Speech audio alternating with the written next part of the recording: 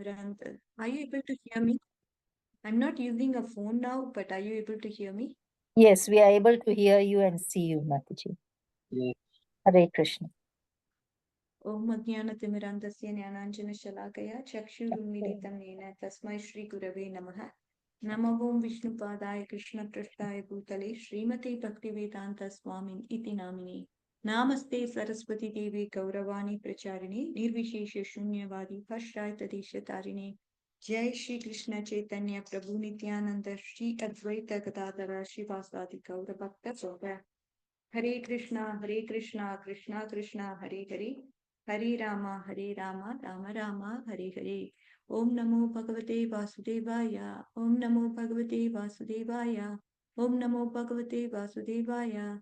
Narayanam Namaskrityam Naram Chaiva Narottamam Devim Saraswatim Vyasam Tato Jayam Udirayet.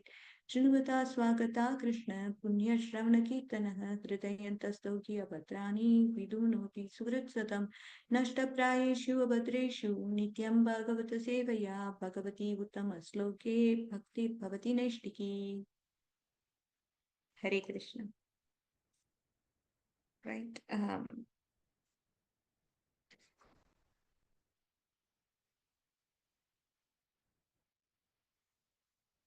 So before starting our class, let's just pray for Pramila's Mataji's um, Pramila Mataji for her to continue her onward journey in Krishna consciousness. And again, I have heard her several times, just haven't seen her, I think, because the video calls probably didn't work. But really, it's important for us to be in the association of devotees. And I remember Mataji joining every day almost to Srimad Bhagavatam classes. So at that age, I think probably she's old, Mataji. Is she old or in her how old? Mataji, she wasn't very old. I think she must be 60, 65, Okay. 70, at the most 65. But she had end stage lung cancer. Oh, So, okay. Wow. Okay, let's chant Hare Krishna Mahamantra 3 times for Mataji. Hare Krishna, Krishna Krishna, Hare Hare, Hare Rama, Rama Rama, Hare Hare. Hare Krishna, Krishna Krishna, Hare Hare, Hare Rama, Rama Rama, Hare Hare.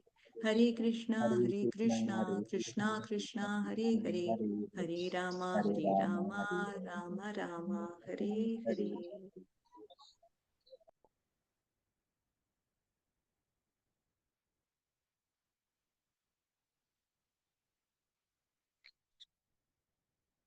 Okay, so let's get started, dear devotees, with our class. It is getting technical, but we'll try our best to understand it to the extent possible. Okay, so let's start from. Let me also pull up the Srila Prabhupada's translation and purpose. Okay, dear devotees. So the 23rd verse is talking about when there was a desire to perceive the physical characteristics of matter such as softness, hardness, warmth, cold, lightness, and heaviness, the background of sensation, the skin pores, the hairs on the body, their controlling deities were generated. Within and outside the skin is a covering of air through which sense perception became prominent. Now, if you look at Srila Prabhupada's purport, it says the physical characteristics of matter, such as softness, are subjects of sense perception, and thus physical knowledge is the subject matter of the touch sensation. One can measure the temperature of the matter by touching with the hand, and one can measure the weight of the object by lifting it with the hand and estimates its heaviness or lightness. The skin pores, and the hairs on the body are all interdependent with the touch sensation. The air blowing within and outside the skin is also an object of sense perception. This sense perception is also a source of knowledge, and therefore it is suggested here the physical or psychological knowledge is subordinate to the knowledge of the self, as mentioned. Knowledge of self can expand to the knowledge of phenomena, but physical knowledge cannot lead to the knowledge of self. Therefore, an intimate relationship between the hairs on the body and the vegetation on the body of the earth. Um, there is an intimate relationship between these two. The vegetables are nourishment of the skin, both as food and medicine, as stated in the third canto of Srimad Bhagavatam. So, as we all can understand, there is a desire for touch that appeared in Garbhodaksha Vishnu. Therefore, the desire for touch appeared in the chunk also, that is the Samasti Shrishti. And because of this desire, what is formed? The organ skin is formed. And various types of touch are made after the spiritual prototypes that is enjoyed by Garbhodaksha Vishnu. This is the same concept, dear devotees. And after that, you have to understand there is a controlling deity for touch that is formed. Okay, so first what happens? You just have to understand this. There is a desire for touch that appeared in Garbhodaksha Vishnu. Therefore, there is a desire for touch that also appeared in the chunk, that is the Samasti Shrishti. Then, as a result, what is happening? The skin is formed. And then if you look at the skin, there are various types of touch are made after the spiritual prototypes that are enjoyed by Garbhodaksha Vishnu. And then the controlling deity for touch is also formed. So this is what is the understanding. Then if you move on to the 24th verse, the 24th verse talks about, let's go there. Thereafter, when the Supreme Person desired to perform various varieties of works, the two hands and their controlling strength and Indra, the demigod in heaven, became manifested, as also the acts dependent on the hands and the demigod. So, what we are understanding here, according to Srila Prabhupada's purport, in every item we note with profit that the sense organs of the living entity are interdependent at any stage, right? Any sense organ is interdependent. The Lord is known as Lord of the senses. Lord is also called Rishikesha. So, thus, the sense organs of the living entities are manifested by the will of the Lord, and each organ is controlled by certain type of demigod. We all know that every sense organ, as I told you, is controlled by certain type of demigod. That's why we have, each demigod controlling a particular sense organ. And no one, therefore, can claim any proprietorship of the senses. The living entity is controlled by the senses, and the senses are in turn controlled by the demigods. And the demigods, who are they? They are the servants of the Supreme Lord. Thus, this is the arrangement of system of creation. The whole thing is controlled ultimately by the Supreme Lord, and there is no interdependence either of the material nature or of the living entity. The illusion living entity who claims to be the Lord of his senses is under the clutches of the external energy of the Lord. As long as the living entity continues to be puffed up by his tiny existence, he is to be understood to be under the stringent control of the external energy of the Lord. And there is no question of liberation from the clutches of Maya, however much one may declare himself to be a liberated soul. So, dear devotees, it's very important to understand that the living entity is controlled by the external energy of the Lord. And by and as long as he's puffed up by this existence, and he'll be under the control of the external energy of the Lord. And again, there is no question of liberation from birth, death, old age, and cycle. He'll just be continuing through the cycle, bound by karma, and be stuck in this avidya, and he'll not even realize what is the goal of his life, right? This is the problem. He'll just be, there will be a continuous loop that he'll be going through, and there is going to be this entanglement which he is not going to be coming out from. He's stuck like a, what is the circular loop. He's not going to come out of it. At least we have a pathway, what our goal is. We know it in theory. Of course, we don't know, we haven't realized yet, but we know what our goal is and what are we meant for and what is the purpose of this life. At least we know. And there is a difference to a person who knows it versus a person who doesn't know it, right? So that way we are fortunate. But again, to go and focus on to that goal and making it the ultimatum of our life should be the focus.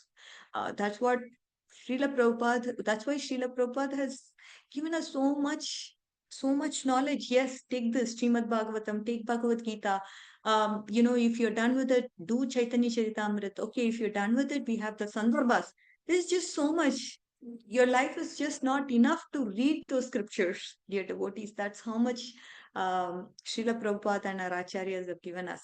So, with that, we will move on to the next verse. So hopefully you're understanding. Again, the desire of Garbhodakshay Vishnu is what leads to the desire of that sense organ in the Samasti Shrishti. And then there's also a controlling deity of that particular sense organ that gets formed in the process. Okay, this is what we have understood. Now, let me see if acharyas have given us. Okay. Again, the hands are formed and the controlling deity, that is Indra's prototype, that gets formed. Various actions of the hands like grinding, rotating, all those principles, that is the principles of these actions are also formed. Like with the hand, what all working movements can be done? Grinding can be done, rotating can be done, many more things can be done with the hands, right? All the principles of these actions, they are also formed in the process. Now, the 25th verse. 25th verse, let's go there. Thereupon, because of desiring to control movement, his legs became manifested, and from the legs, controlling deity named Vishnu was generated. By this personal supervision of act, all varieties of humans are busily engaged in dutiful occupational sacrifice. So, Prabhupada's purport. Every human being is engaged in a particular occupational duty, and such activities are visible as men go hither and thither. This is very prominently visible in the big cities of the world. People are going all over the cities with great concern from one place to another. This movement is not limited only to the cities, but it's also visible outside of the cities from one place to another or from one city to another by different means of vehicles. Men are moving by cars and rails on the roads, by subways within the earth, and by planes in the sky for the purpose of business success. But all in all, these movements, the real purpose is to earn the wealth of our comfortable life. For this comfortable life, the scientist is engaged, the artist is engaged, the engineer is engaged, the technician is engaged, all in different branches of human activity. But they do not know how to make the activities purposeful to fulfill the mission of human life. So the goal itself is understood in a wrong way. They don't know the mission of life because they don't know this secret. All their activities are targeted towards the goal of sense gratification without control. And therefore, by all this business, they are unknowingly entering into the deep, dark regions of darkness. Dear devotees, this is the point. We are all, again, even with me, I would say, I know it is sense gratification. We know we have a goal to fulfill. But again, because of our needs that we are focusing on a particular thing most of the time. 8 hours or 10 hours is spent on material activities for sure. And the remaining hours, if God gives you that will, then probably you're engaged in some spiritual activity. But again, we should always not forget at any moment in time what our goal is. Our goal is to focus, to be in Krishna consciousness 24/7 and become a pure devotee of the Lord. This is our goal. And everything comes later. Again, as we get older, we have to keep recognizing this statement uh, more so, right? Because we don't have much time. Every day is a day that we miss if not spent in Krishna consciousness. That's the point. Okay. Because they have been captivated by the external energy of the Supreme Lord, they have completely forgotten the Supreme Lord Vishnu, and thus they have taken granted this life as presently manifested under the conditions of material nature. It's all in all for enjoying the highest amount of sense gratification. But such strong conception of life cannot give anyone the desired peace of mind. Thus, in spite of all advancement in knowledge by the use of resources of nature, no one is happy in this material civilization. What can give you peace of mind? Again, even if you have, I mean, even practically, you can understand, okay, celebrating a birthday can give you some relaxation maybe for some time. After that, what? There is hankering for more happiness. This can never be satisfied until you go to Krishna, this happiness, because he is the reservoir of happiness. You have to go to the person who is reservoir, who can give multitudes of happiness to you. Instead, we are seeking happiness here, here, here, which is all temporary, which is, and you long for more, more, more, because you never feel satiated with those happiness ever. And then maybe somebody is in distress, they come out of the distress, they feel so happy. That's what is happiness for them, because they've gone through that difficult situation. Coming back to normal feels like, yes, wow, it feels so good. But again, dear devotees, it ultimately it comes back to, okay, you want happiness, you want this, you want that, go to Krishna. That's the point. It doesn't matter what you want.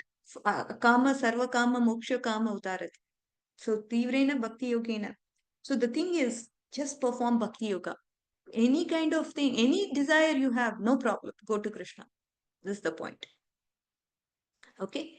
Now, the Lord said to Arjuna, just hear from me how one can attain the highest perfection of life simply by discharging his specified occupational duty. Man can attain the highest perfection of life by worshipping the Supreme Lord and by performing the sacrifice for the sake of the Supreme Lord Vishnu, who's all pervading and by whose control every living being acquires his desired facilities according to his personal propensity. There is no harm in having different propensities in life because each human being is proportionately independent to chalk out the plan of his life by different occupations.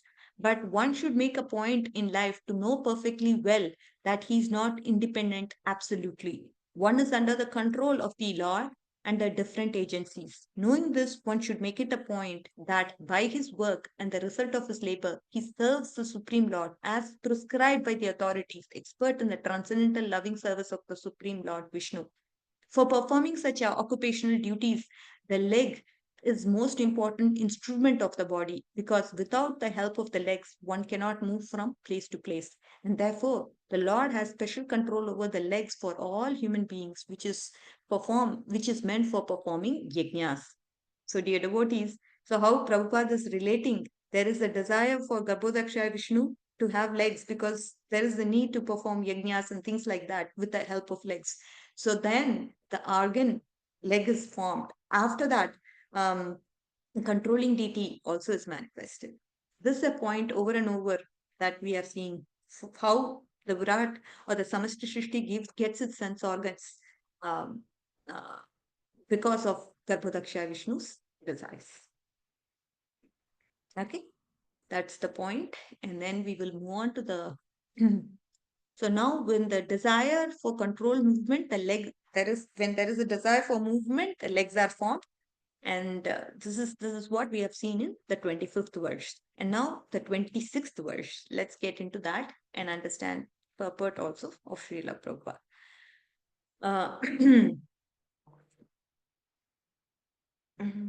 Dear devotees, just give me 1 minute. I'm getting a call continuously.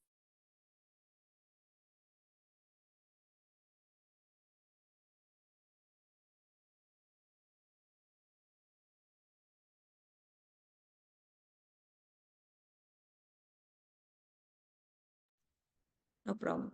So thereupon, for sexual pleasure, begetting offspring and tasting heavenly nectar, the Lord developed the genitals, and thus there is the genital organ and its controlling deity, the Prajapati. The object of sexual pleasure and controlling deity are under the control of the genitals of the Lord. So here the purport says the heavenly pleasure of for the conditioned soul is the sexual pleasure, a pleasure that is tasted by the genitals. The woman is an object of sexual pleasure, and both the sense perception of sexual pleasure and the woman are controlled by the Prajapati, who's under the control of Lord's genitals. The impersonalist must know that from this verse, the Lord is not impersonal, for he has his genitals on which all pleasurable objects of sex depend. No one have taken trouble to maintain children if there were no taste of heavenly nectar by means of sexual intercourse. This material world is created to give conditioned souls a chance for regeneration, for going back home, back to Godhead. And therefore, generation of living entity, living being is necessary for upkeep for the purpose of creation. Sexual pleasure is an impetus for such action, and as such, no one can serve the Lord in the act of such sexual pleasure. The service is counted when the children born of sexual pleasure are properly trained in Krishna consciousness. The whole idea of material creation is to revive the dormant God consciousness of the living entity. In forms of life other than human form, sexual pleasure is prominent without any motive of service for the mission of the Lord.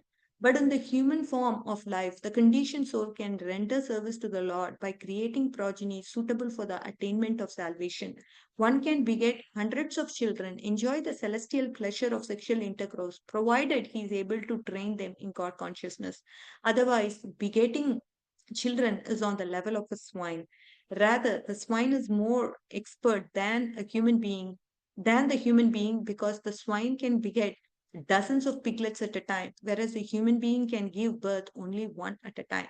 So one should always remember the genitals, the sexual pleasure, the women, and the offspring are all related to the service of the Lord.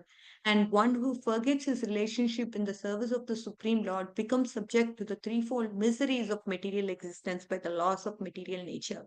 Perception of sexual pleasure is there even in the body of a dog, but there is no sense of God consciousness. The human form of life is distinct from that of a dog by the perception of God consciousness. So, dear devotees, we can understand Srila Prabhupada making this statement over and over again. The purpose of begetting children is to make them know the goal of life, to make them be in Krishna consciousness.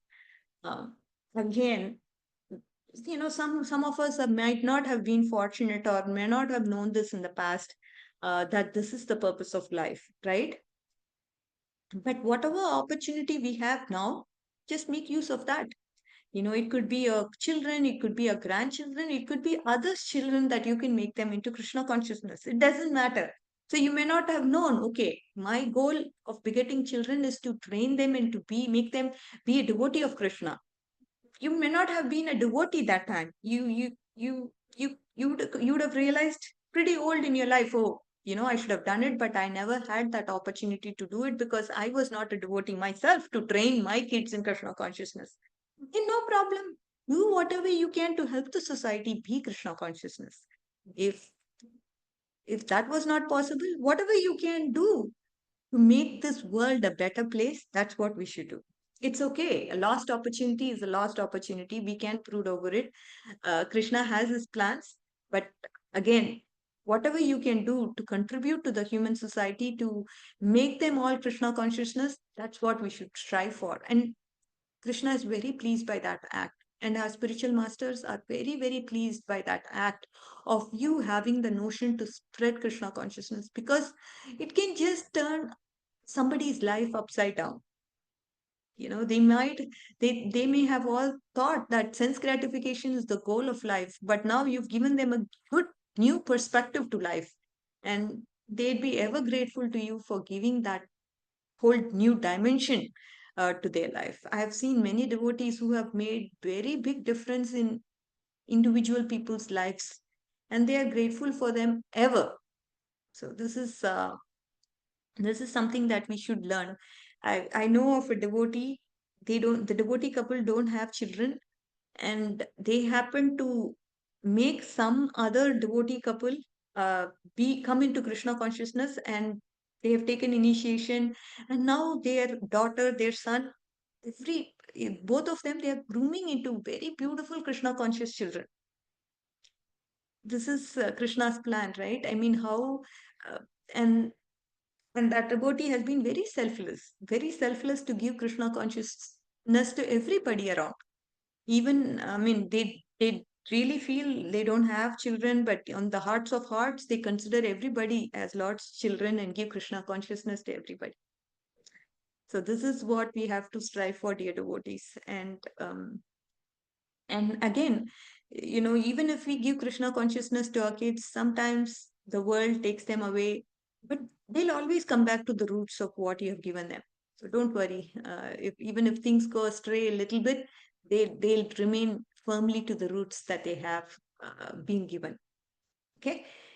And Prabhupada also makes the very strong statement, if parents are not able to make their kids in Krishna consciousness, then there is no need to stay in such a family life. Uh, but again, one can live a family life when one gets Shraddha and Bhakti, um, meaning 100% Shraddha. Then you can live your family life, no problem. But till that time, one must bear and continue to do his duties. Why? Why must one must bear the pain and go through the duties? Have anybody thought about it? Why should I bear the duties? I mean, why should I bear the pain that comes with the duties? What is the need for it? I mean, I know I have my goal in life is to go to Krishna and serve him and be a devotee. I know all of this. Then why should I go through the trouble of doing my duties to my family, bearing the pain? What's the need for that? Anybody wants to comment? Mataji, this is what you desired for in the previous lives, or due to your karma, you've got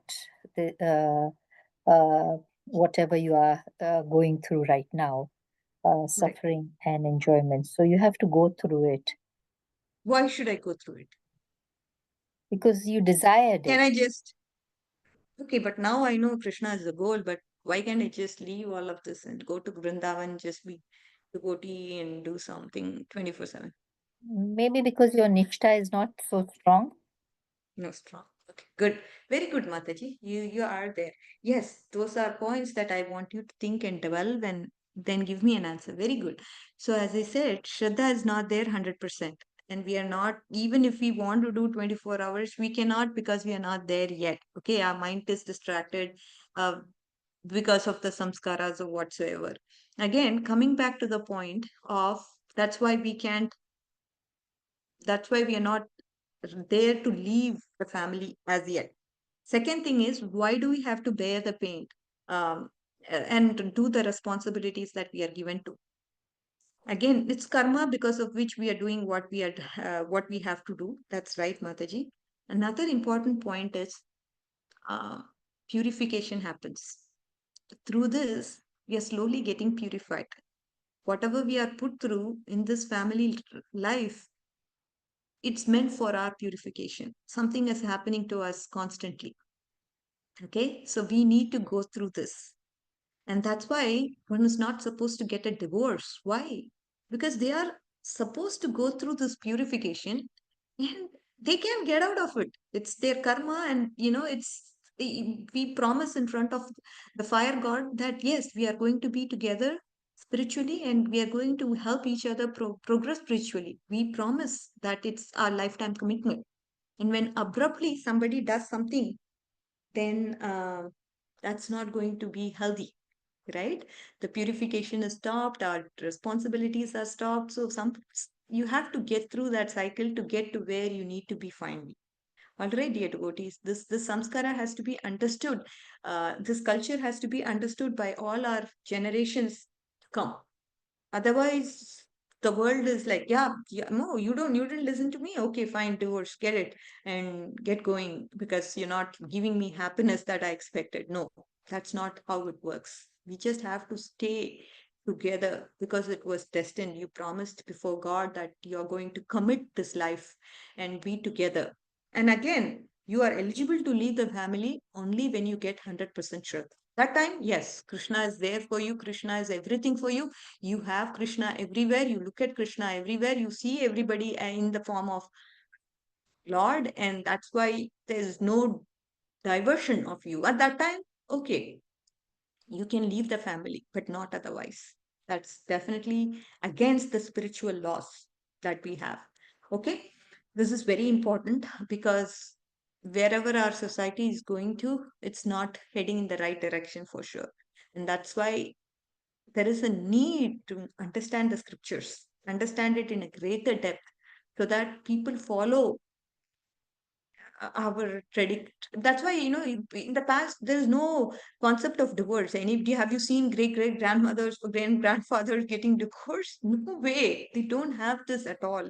As things become modernized, we get principles from everywhere. And this modernization has led to the lack of spiritual knowledge, because of which we have forgotten our roots.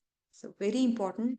Always educate our family members, educate the people around of what is the right thing to do, right?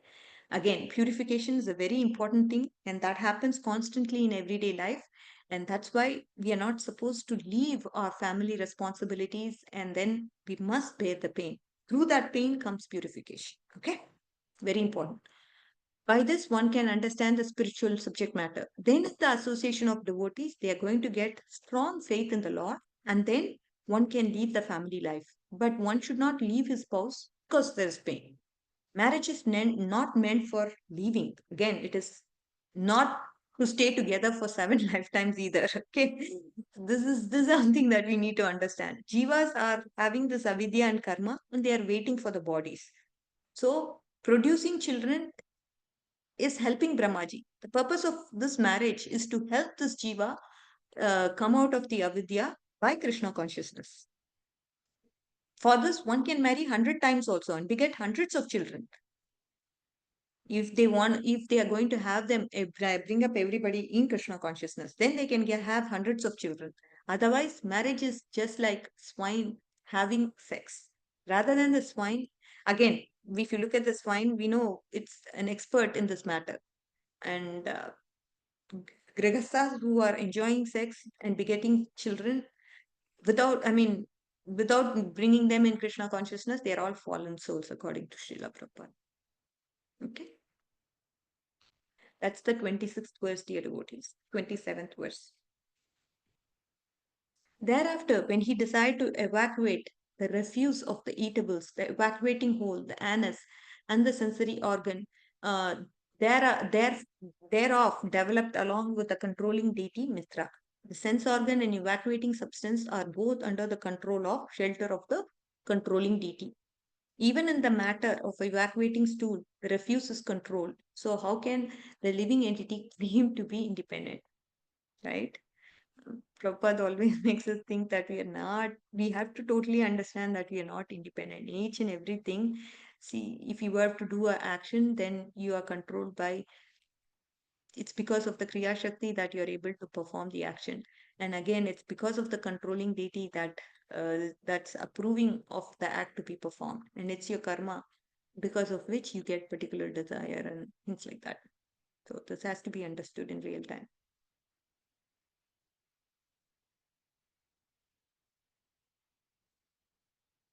Okay, let me see. Next verse. So this point again, dear devotees. So when the Lord feels like evacuating, the same feeling is there in the chunk, and that is why the rectum is formed. And Mitra is the one controlling deity who controls the passing of the stool. And therefore, we are dependent. We are not independent. Therefore, we should surrender to the Lord. And this body, if you look at it, it is made of Adibhuta, which is the tamasic ahankar, the rajasic ahankar, the controlling deities, which are the sattvic ahankar. Adi Devatas, Adi Devatas are engaging the senses to act. Okay, Adi Devatas are the ones that are engaging the senses to act, and the sense objects are perceived by the mind and the intelligence, because of which the interaction is happening. So everything, if you look at it, it's done by Prakriti. Other 24 elements. But we are under the illusion thinking we are the doers. No. Everything is stored in the mind and the intelligence, and it's carried out because of the controlling approval of the controlling deities. So it's done by Prakriti, but because of our deep ignorance, we are thinking we are the doers. Again, what's happening in this process? By hearing again and again, we realize we need to come out of this material ignorance. And that's why we need to take shelter of Guru. And that's what is important. The practice. By taking shelter of Guru, we keep practicing for the higher life, which is the goal of life. And we should simplify life and come out of this entanglement. And also understand this point that Grasta life is not meant forever. At some point, we need to come out of this family ties and family things. And that's why Vanaprastha suggested to devotees, yeah, just move out of this family entanglement after a certain point and engage continuously in devotional life, in devotional practices. Okay, so that's 28th verse, dear devotees. And now 29th verse. Okay. When there is a desire to have the food and drink, the abdomen and the intestines and the arteries became manifested. The rivers and the seas are the source of sustenance and metabolism. The controlling deities of the intestines are the rivers, and those of the arteries, the seas.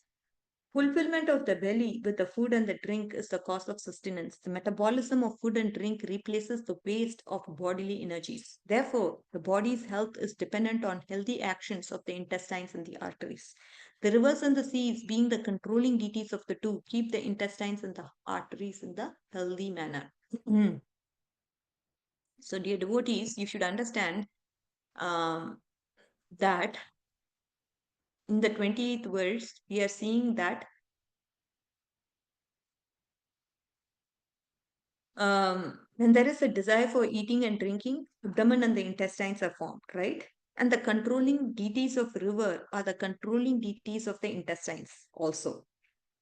So what is happening? Again, the important point to note here through Srila Prabhupada's purport is, if we pollute the rivers, our intestines and arteries are also getting polluted. Everything in the universe and everything in the part of the universe are connected. The deity will not be happy, so the cumulative diseases will be there. That result will be a common result. And you will have blockages in the intestines and the arteries. This is due to the fact that our rivers and the rivers are polluted. There's a blockage in the artery too. This is a cumulative disease. It's not that you were responsible for polluting the river or whatever, but everything is connected. There is a cumulative effect that could happen on an individual because of a commonality. What is to be done and what is not to be done is also decided before the creation in the form of dharma.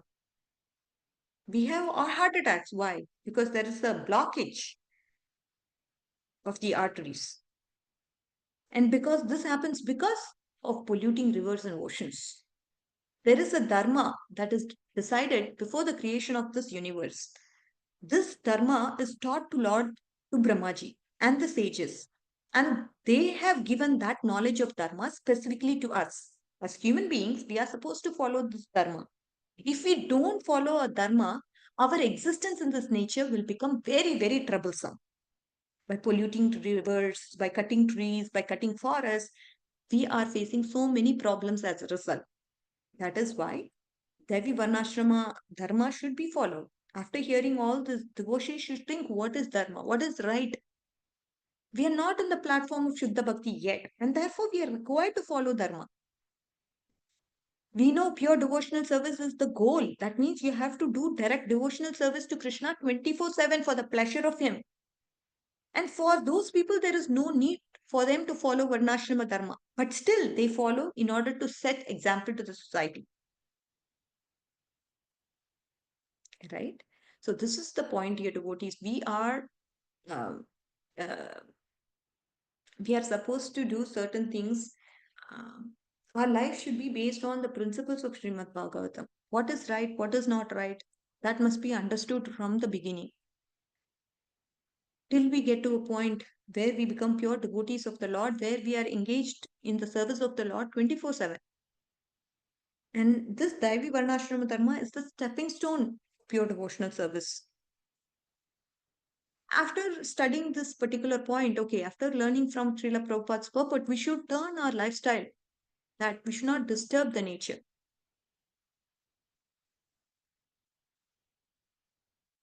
Keeping the environment clean, doing something good for society, not disturbing the vegetation, the plants, all this has been taught by our ancestors.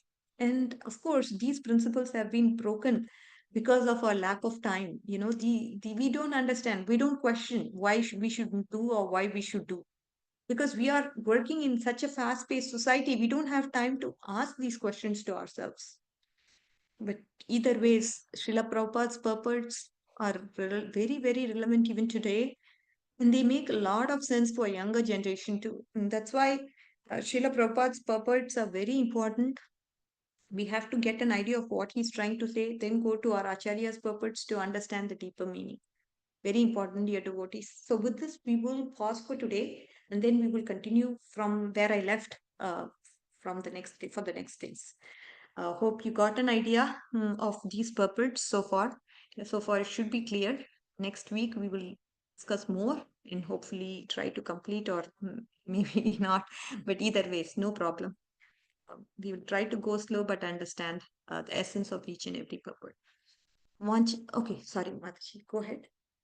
Do you have a question? Thank you very much, Mataji, for that clarification. A quick question, Mataji. So we have been going through this, and we now know that there are controlling deities for the various senses and the sense objects, and even the way we feel. As for example, if we take the example of the heart getting blocked because you have overindulged, and therefore the controlling deity is not happy, and therefore there are blockages, and therefore you got a heart attack. But there are people who have not, they are living a very saintly life, and they have not overindulged, and still they would get heart attack. So does that mean that it must be in the previous births that they have done something that has accumulated, and now this birth, the controlling deity is giving them that reward or No. punishment? Oh, no, no. Actually, this cumulative effect is meant for the society on the whole. Who gets what is not, uh, it's not due to their karma. It's the karma of the society in general, that they are given that particular thing. You understand, Mataji? It's not, okay, that particular saint is doing this, that's why he's getting the effect back. No, no. It could be anybody who gets the effect as a result of society doing such an act. But we have no control. Again, it's the duty of every individual to be cautious of what they do. That's the point. So, but the individual action can affect the society. That's what this means. Got it, Mataji. Thank you so Mm. much. Are there any other questions or comments? Because this is a very important point, and this revision is really helping us with the clarity and understanding. Okay, there seems to be no other questions, Mataji, so we can end the session. We can end the session by chanting the Hare Krishna Mahamantra once in glorification of Radhika Kasturi Mataji. Hare Krishna, Hare Krishna, Hare Krishna Krishna, Krishna, Krishna Hare Krishna, Hare Hare, Hare Rama, Hare Hare Hare Rama, Rama, Rama, Rama Rama Rama, Rama, Hare Hare. Hare Hare. Hare Hare, Vanchakalpatarubhyascha Panchakalptarubhyascha कृपा Panchakalpatarubhyascha, सिन्धुभ्यैव च कृपासिन्धुभ्यैव च पतितानां पतितानां पावनेभ्यो पावनेभ्यो वैष्णवेभ्यो वैष्णवेभ्यो नमो नमः. Namo Namah. श्रील प्रभुपाद की जय. Her Grace Radhika Kasturi Mataji ki jai. Yeah, Grantraj All Srimad glories, Bhagavatam ki jai. yeah. All glories to the assembled assembled devotees. devotees, Hare all Krishna. glories to Shri Hare Krishna. Thank you so much, Mataji, for today's session. Thank you.